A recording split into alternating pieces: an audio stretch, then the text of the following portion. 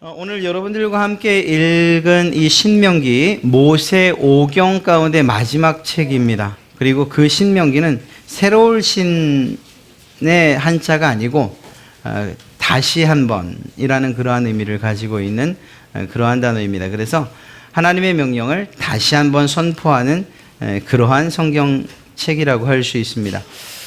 이 신명기를 지나고 나면 그러면 여호수아서로 이제 들어가게 되는데, 그러면 그들이 뭐라고 해요? 지역적으로 전혀 다른 곳에서의 이제 삶이 시작되는 것입니다.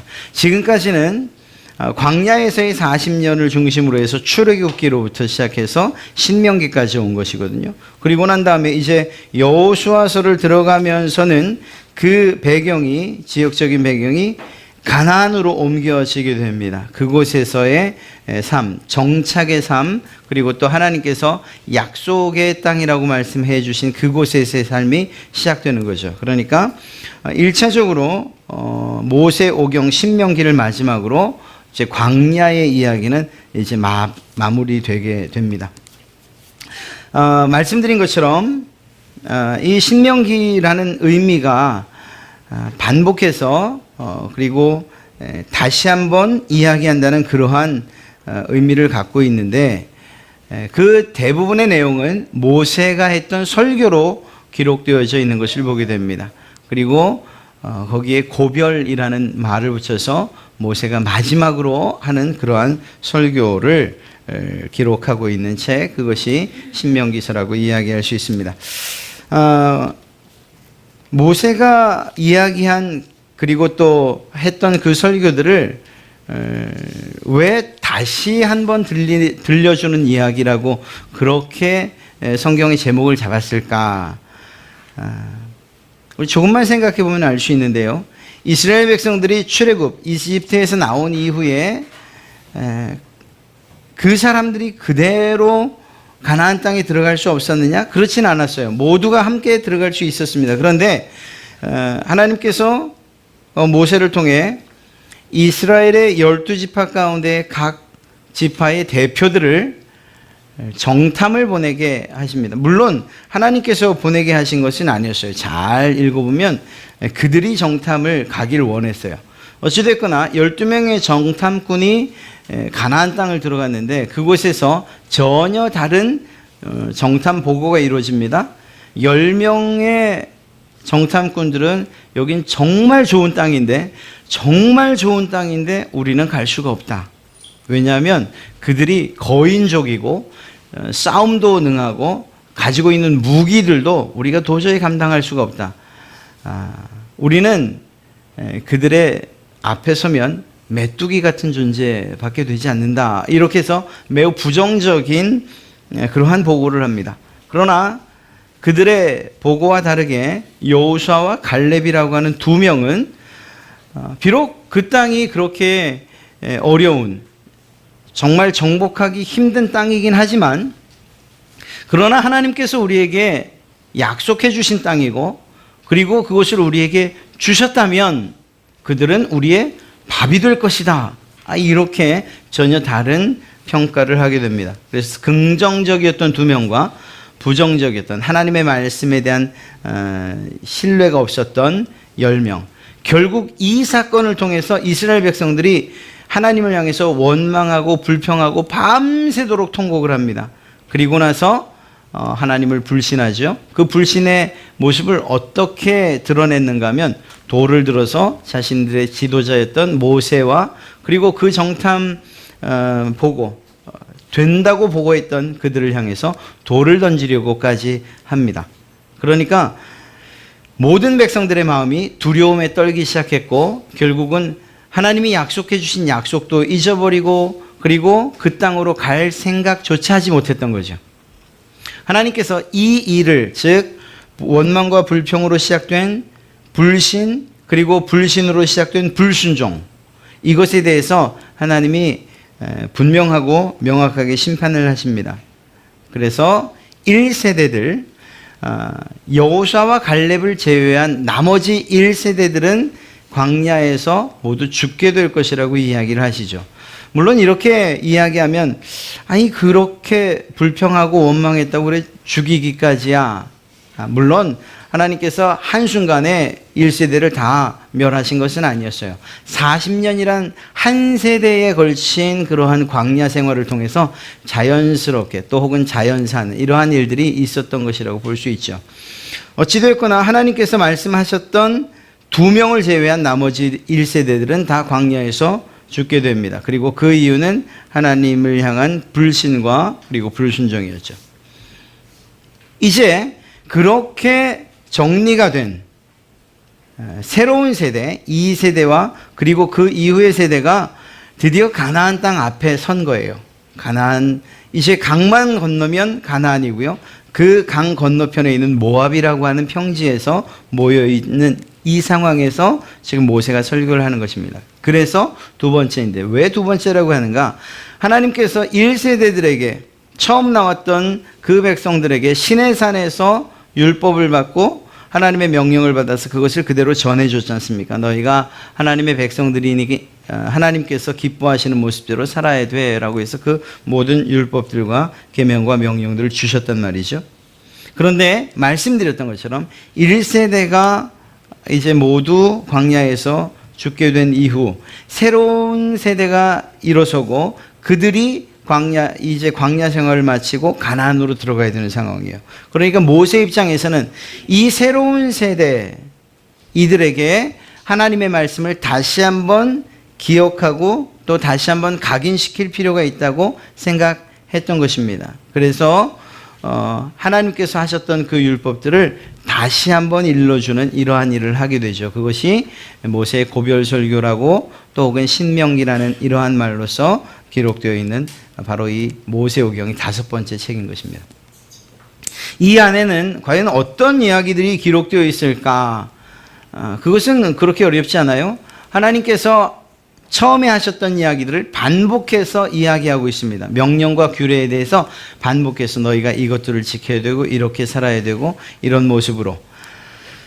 그런데 오늘 여러분들과 함께 읽었던 이 말씀에서 우리가 좀 새로운 시각을 가지고 봐야 될 그러한 이야기를 하고 있어요. 모세가. 이것은 무엇인가 하면 하나님께서 왜 너희들에게 이 율법을 주셨을까 하는 것에 대한 그러한 답을 주고 있는 것입니다. 사실 이 법이라는 게 참 몰라서 그렇지 제가 그렇다는 겁니다. 몰라서 그렇지 가만 생각해 보면 또 없으면 안 될 것 같아요. 어떻게 생각하면 그냥 내가 지금 이렇게 편안하게 안전하게 잘 다닐 수 있는 것도 내가 알던 모르든 간에 법이 나를 지켜주고 있는 것 그것이 아니겠는가 하는 그런 생각을 또 하기도 합니다. 그렇게 볼 때 대한민국의 법은 어떻게 보면 나의 행복을 위해서 나를 지켜주기 위해서 있는 것 아닌가 하는 그런 생각을 하죠. 물론 이렇게 선한 의도를 가지고 만들어진 법이 때로는 어떤 사람의 전유물처럼 또 어떤 정말 어떤 무리의 이익을 위해서 사용되고 그럴 때 참 자괴감을 느끼긴 하지만 그러나 기본적으로는 그렇다 하는 것입니다. 그렇게 볼 때에 하나님께서 주셨던 이 율법은 과연 어떤 의미로 이스라엘 백성들에게 수요된 것일까? 그것에 대해서 오늘 성경은 아주 분명하고 정확하게 이야기를 하고 있습니다. 13절 말씀인데요. 내가 오늘 내 행복을 위하여 내게 명하는 여호와의 명령과 규례를 지킬 것이 아니냐.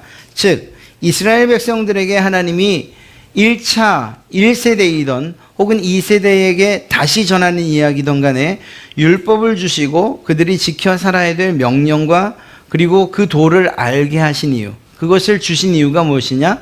너의 행복을 위해서다라고 이야기하고 있는 것입니다. 이스라엘 백성들에게 이야기하고 있는 거예요. 이 말이 사실 이해가 잘 되지 않아요. 어떤 면에서 이해가 되지 않는가 하면 왜냐하면 법이라고 하는 것이 우리를 참 힘들게 하고 뭔가 지키지 않으면 제재가 가해지고 그래서 내 삶이 위축되고 또 제한되어질 것처럼 여기기 때문이죠. 그런데 모세가 특별히 이 사람들에게 이렇게 하나님의 법에 대해서 이것이 너희들의 행복을 위한 것이야 라고 이야기할 만한 이유가 있었던 것입니다. 하나님께서 법을 만드실 때에 그것을 자기를 위해서 만들지 않으셨다는 사실을 먼저 이야기하고 있는 거예요. 이게 도대체 무슨 말일까? 이스라엘 백성들이 이제 들어가 살아야 될 가나안 땅의 이야기를 하면 조금 쉽게 이해될 것 같습니다. 그 당시에 가나안 땅에는 바알과 아세라라고 하는 신이 있었습니다. 바알은 남자 신이고 아세라는 여자 신이고, 바알은 하늘의 신이고 아세라는 땅의 신이죠. 자, 이 가나안 사람들은 어떻게 믿었느냐? 비가 오는 이 모든 일들이 결국은 신들의 뜻에 의해서 이루어지는 것이라고 여겼습니다. 그런데 제가 드리는 말씀이 그냥 그 사실 사건을 이야기하는 거니까 너무 거북스럽지는 않으셨으면 좋겠습니다. 가나안 사람들의 사고 그리고 그들의 신들과의 관계는 어떤 관계인가? 이 남신과 여신의 성적인 그러한 결합을 통해서 자신들에게 비가 내려진다고 생각한 것이었습니다. 그래서 그런 이유 때문에 그 제사장들과 또 제사를 지내러 온 사람들이 성적인 문란함이 허락됐던 거예요. 그렇게 사람들이 흥분을 시킬 때 그 신들이 그만 그런 성욕이 발동하고, 그리고 그 신들과의 교합을 통해서 우리가 땅에 비가 내려지고 그리고 곡식들이 자란다, 이렇게 생각을 했던 겁니다. 이렇게 생각할 때에 그 신들을 만든 사람들이나 혹은 정말 그 신들이 있다고 할 때에 그것은 과연 누구를 위해서 그러한 법들과 그러한 제의식들을 만든 것일까? 그것은 결국은 그 사람들, 그 제사장들, 그리고 또 그 무리들, 그리고 그 신들이라고 이야기할 수 있어요. 즉 하나님께서 이스라엘 백성들에게 주셨던 그 명령과 가나안 땅에서 가나안 신들을 섬길 때에 지켜야 하는 그 명령들의 그 격과 수준이 얼만큼 다른가 하는 것을 한 번에 볼 수가 있는 것이죠. 이스라엘 백성들에게 경고하는 것이 그거예요. 이제 너희가 가나안 땅에 들어가면 그 땅에 있는 신들을 만나게 되고 그 땅에 있는 신들을 섬기는 사람들을 만나게 될 텐데, 그들의 신들은, 그리고 그 신들을 섬기는 그 제사장이라고 하는 그 제의를 만든 사람들은 결국은 자기들의 쾌락과 유익을 위해서 일할 따름이고, 자기들의, 이건 행복이라고 참 말하기 어려운 일이지만 어찌게 되었거나 자기들의 쾌락을 위해서 그 모든 제의와 그리고 또 그 신들에게 제사하는 일들이 있는 것이다. 그러나 너희의 하나님, 신중의 신이신 그 하나님은 결코 그렇지 않다. 이 법을 만든 것이 하나님의 기쁨, 물론 이제 제가 다시 말씀드리겠습니다. 하나님의 기쁨만이 목적이 아니고 오히려 너희에게 복을 주시려 합니다. 너희에게 행복을 주려 합니다는 사실을 모세는 알게 하고 싶었던 것입니다. 이 사실에 대해서 분명하게 이야기하고 있는 것이죠. 이러한 상황 가운데에서 결국 우리가 던질 수밖에 없는 질문은 무엇인가 하면, 아니 이렇게 힘든 법이 어떻게 우리에게 복이 된다는 말입니까? 라는 것이죠. 사실 우리가 복이라고 이야기할 때 그것은 우리의 자유분방함과 그리고 또 모든 것들을 누리는 것들로서 이야기할 수 있습니다. 그러나 앞서 말씀드렸던 것처럼 대한민국의 법을 지키는 한 시민으로서 그 법의 존재조차도 알지 못하지만 그러나 평안함과 그리고 유익과 행복을 누리고 살고 있다는 것은 이미 그가 알고 모르고 간에 그 법 가운데에서 그것들을 잘 지켜가고 있다는 것을 의미하는 것이라는 거죠. 그게 잘 이해가 되지 않으신다면 어떤 것이든지 간에 한 범법 행위를 해보시면 압니다. 그러면 그때에 얼마만큼 큰 제약을 받게 되는지, 그리고 그것이 결국은 나의 행복을 위해서 우리 국민들을 보호하기 위해서 만들어진 법이라는 것을 알게 되겠죠.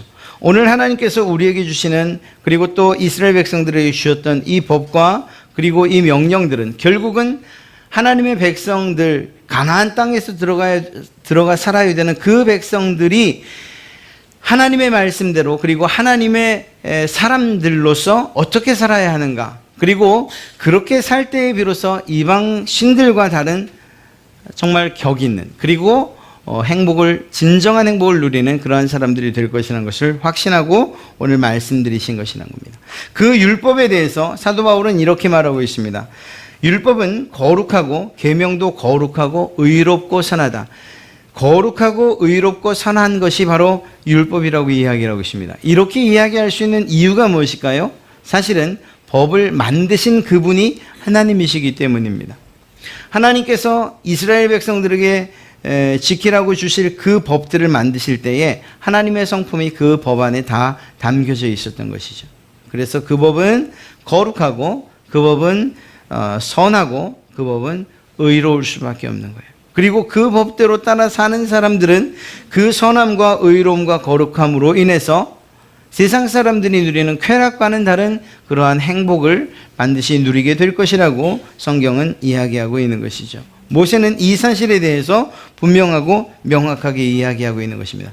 더더욱이 이것이 하나님께서 요구하시는 것이라고 이야기하고 있습니다. 하나님께서 이 명령들을 지키기를 요구하시는데 그 이유가 무엇이냐? 바로 당신의 행복 때문입니다. 이렇게 이야기하고 있는 것이죠. 이스라엘 백성들, 하나님께서 1차적으로 법을 수여할 때 잘 알지 못했던 이 세대들이 경험하는 하나님의 법, 그 법에 대해서 하나님이 분명하고 명확하게 규정해 주고 계신 것을 우리는 보게 됩니다.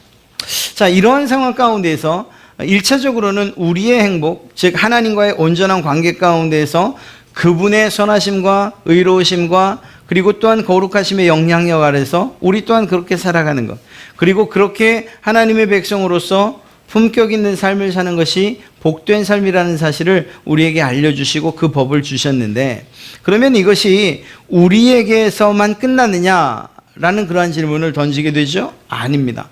오늘 성경 말씀을 보면 그 법을 지킨다라고 할 때 결국 그 법이 실행될 때, 여러분들이 하나님의 법을 지킬 때 결국 그 수혜자들이 우리가 생각한 것과는 전혀 다른, 즉 내가 아닌 다른 사람들이라는 사실을 성경은 분명하게 이야기하고 있어요. 무슨 말인가 하면요, 하나님께서 18절 말씀을 보면 고아와 과부를 위하여 정의를 행하시고 나그네를 사랑하시고 그에게 떡과 옷을 주시고, 이것처럼 그 뒤에 19절에 너희는 나그네를 사랑하라 라고 이야기하고 있죠. 즉 다시 말해 하나님께서 주신 그 우리의 행복을 위해서 주신 이 복은 결국은 다른 이들을 위한 매우 이타적인 방향으로 실행되어질 수밖에 없다는 사실을 이야기하고 있습니다. 그러면 이것이 어떤 맥이 끊기거나 혹은 하나님의 법의 그 연속성이 단절되냐? 그건 아니죠. 가만히 생각해 보면 하나님께서 이스라엘 백성들에게 10가지 법을 주셨을 때, 그리고 그 법을 예수님께서 잘 정리해 놓으셨을 때를 보면 첫째는 하나님 사랑이고 두 번째는 이웃 사랑인 것을 알 수가 있어요. 즉 다시 말해 이웃을 사랑하는 이것이 결국 다른 사람 아닌 여러분들의 여러분들에게 행복을 주는 그러한 행위가, 그러한 일들이 될 수 있다는 사실을 우리는 이 말씀에서 알게 되는 겁니다. 우리는 내 것이, 그리고 내 손에, 그리고 내 것이 되어야 행복하다고 이야기하길 좋아합니다. 세상 사람들이 그렇게 말해요. 그러나 하나님께서 말씀하실 때는 내가 나를 사랑하느냐, 즉 하나님을 사랑한다면, 그렇다면 2차적으로 그 사랑에 대한 증명을 이웃들에게 나타내 보이라고 말씀하시죠. 우리는 뭔가 주는 것밖에 없는 것 같아요. 하나님을 사랑해야 되고 이웃을 사랑해야 되고 하나님께 드려야 되고 이웃들에게 줘야 되고, 우리에게는 아무것도 남을 것 같지 않습니다. 그러나 놀랍게도 이때 우리가 생각하지 않았던 그러한 행복이 시작된다는 사실을 여러분들이 정말 믿으시길 간절히 축복합니다.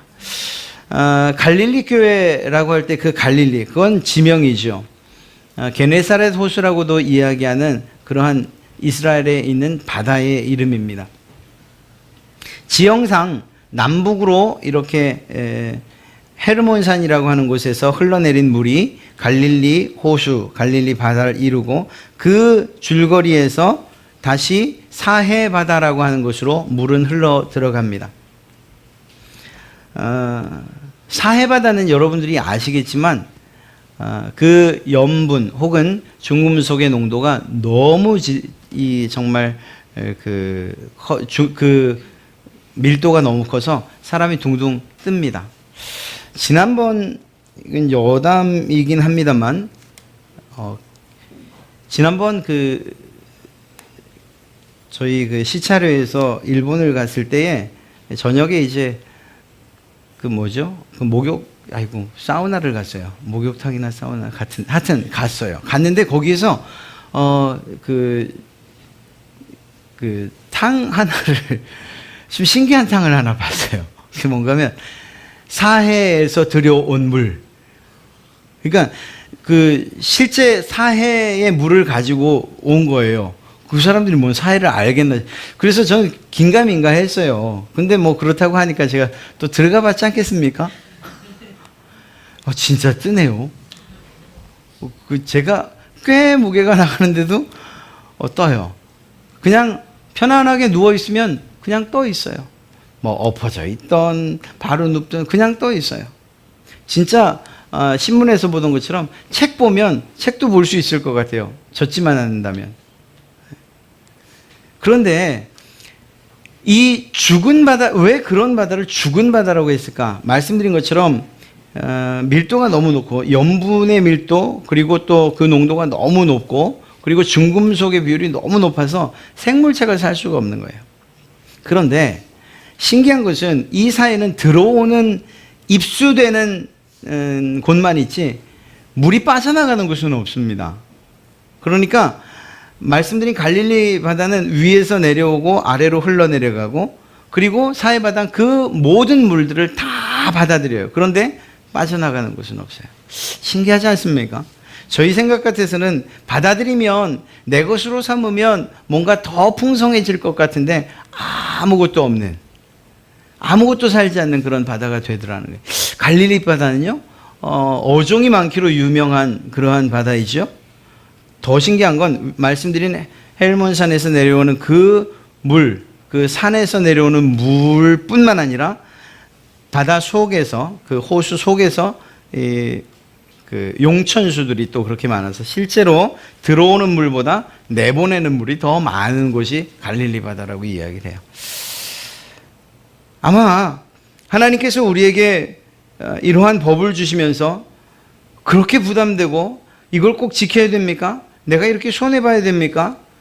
내가 이렇게 제약받고 그리고 또 내 것이 이렇게 사용되고 내 수고와 노력들이 이런 식으로 사용돼야 됩니까? 라고 생각할지 몰라요. 세상은 그것에 대해서 허용하지 않죠. 어떻게든지 우리가 나 자신을 위해서 모으고 또 모으고 쓰는 것도 나 자신을 위해서 쓰고 이렇게 우리를 훈련시켜 놨어요. 그러나 하나님은 그러한 세상, 그러한 가나안의 땅의 법칙처럼 그렇게 살지 말라는 거예요.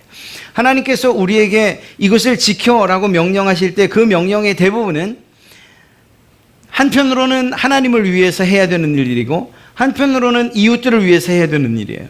뭔가 나를 위해서 하는 일은 전혀 없는 것 같아요. 그러나 놀랍게도 갈릴리 바다가 그토록 아름답고 풍성한 어종을 보유하고 있는 그 이유, 들어오는 것보다 더 많은 것들을 내보내는 이 사실을 꼭 기억하시면 참 좋겠습니다. 하나님께서 우리에게 명령하신 그 내용들이 내 것이 비는 것 같지만 그것이 비는 것이 아니고 오히려 채워지는 하나님의 은혜와 축복의 첫걸음이라는 것을 꼭 기억하시기 바랍니다. 여러분들이 손을 내밀어서 하나님에게든 혹은 사람들에게 오늘 말씀한 대로 가난한 자들을 또는 고아와 과부를 또 나그네를 위해서 대접하고 접대하고 그들을 위해서 사용하고 지금 오늘날 이야기대로 한다면 우리의 이웃들을 위해서 또 정말 힘들고 어려운 이들을 위해서 또 교회 안에서 하는 여러 가지 사업들을 위해서 또 봉사단을 통해서 우리 시흥삼동 지역에 있는 어르신들을 돕는다거나 우리 아이들을 위해서 하는 이 모든 일들, 사실 우리는 우리의 것들을 가지고 다 퍼주는 일들을 하고 있지만, 그러나 그것이 오히려 우리가 진정한 행복을 누릴 수 있는 첫걸음이 된다는 사실을 꼭 기억하시기 바랍니다. 사실 어린이 축제 늘 할 때마다 고민되죠. 힘드니까. 그러나 또 한편으로는 그렇게 우리의 모든 수고와 헌신 그리고 땀 흘림이 우리 아이들, 정말 한 명의 아이들이라도 기뻐하고 즐거워하는 이유가 된다면 그 일은 계속 해야 되는 그러한 행사가 될 것입니다. 즉 오늘 말씀대로 이스라엘 백성들의 행복을 위해서 주신 이 명령, 그것이 정말 진정한 행복으로 여겨지고 그리고 그 행복으로 소유되기를 원한다면 하나님의 말씀대로 그 명령대로 주기 시작하는 일들을 주는 것을 시작해야 된다는 것이죠. 먼저는 하나님께 드리는 일들, 시간이나 물질이나 혹은 여러분의 열정들이나 여러분의 인생을 드리는 이러한 일들에 조금도 주저하지 마시기 바랍니다. 또한 뿐만 아니라 사람들을 향한 그 명령들, 그 사람들에게 주는 일들, 그 사람들을 돌보는 일들이나 그들을 위해서 기도하는 일들이나 또 혹은 우리 작은 아이들이나 혹은 여러분들에게 맡겨진 우리 학생들을 격려하고 위로하는 이러한 작은 일들조차도, 그것조차도 하나님께서 우리의 행복을 위해서 주셨다는 사실들을 먼저 생각한다면 우리가 그 일들을 마다할 이유가 없는 거죠. 그렇습니다.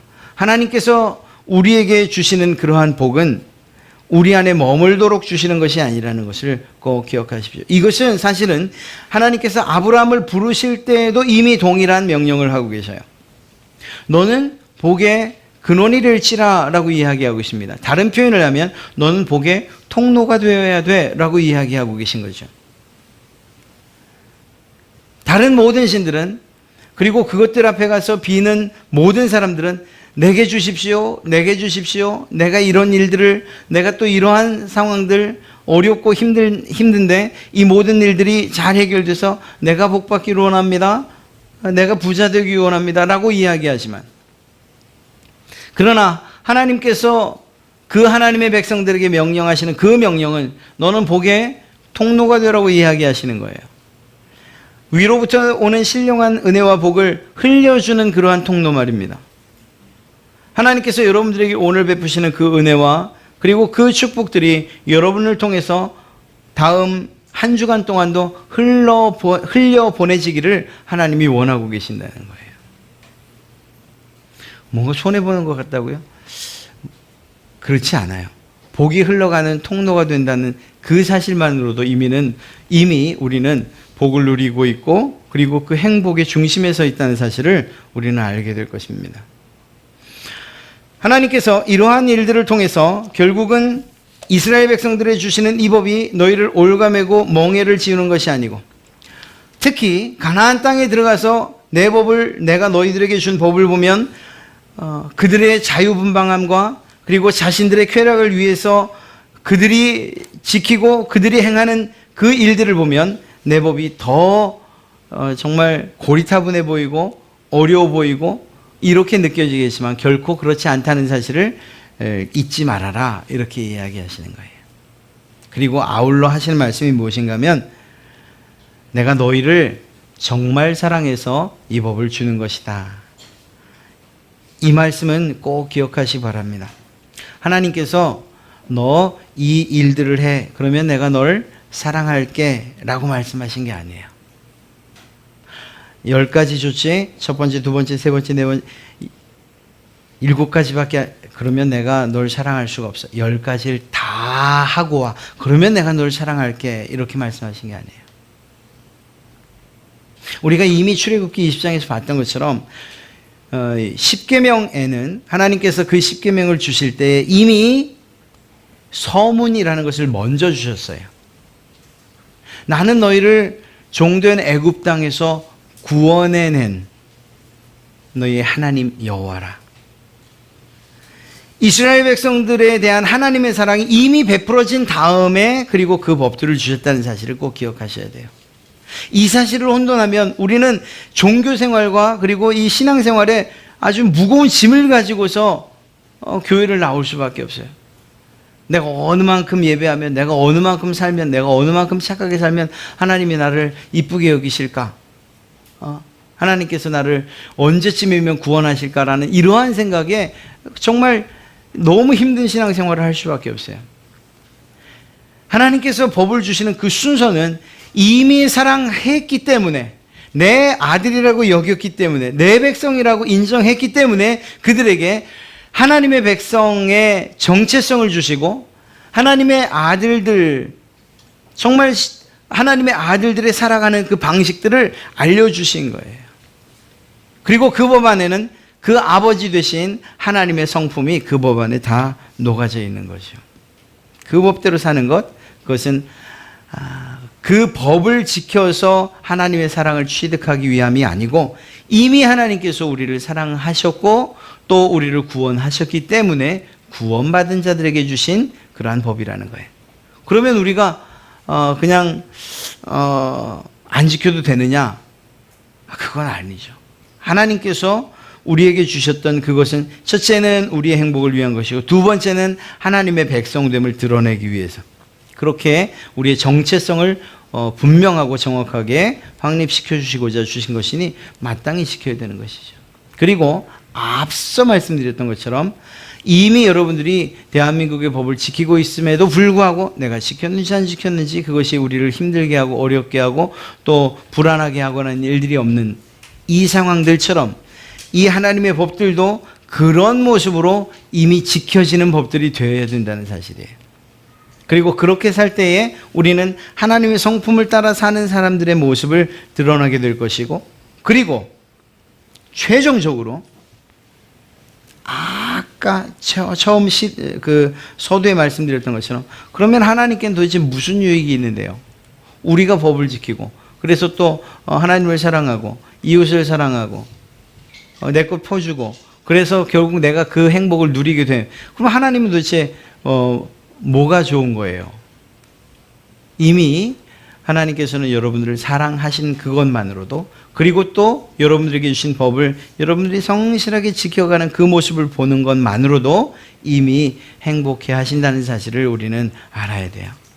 이것은 부모들의 마음을 조금 대입시켜 보면 알까요?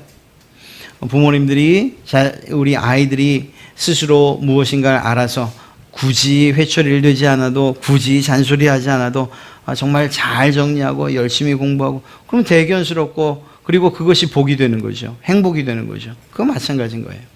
하나님의 행복을 위해서 우리가 뭔가를 하는 것, 그것이 아니고 정말 하나님께서 우리의 행복을 위해서 주신 법들에 최선을 다하고 그리고 그것들을 지켜나가고 행할 때 이미 하나님께서는 그것으로 기뻐하신다는 거죠.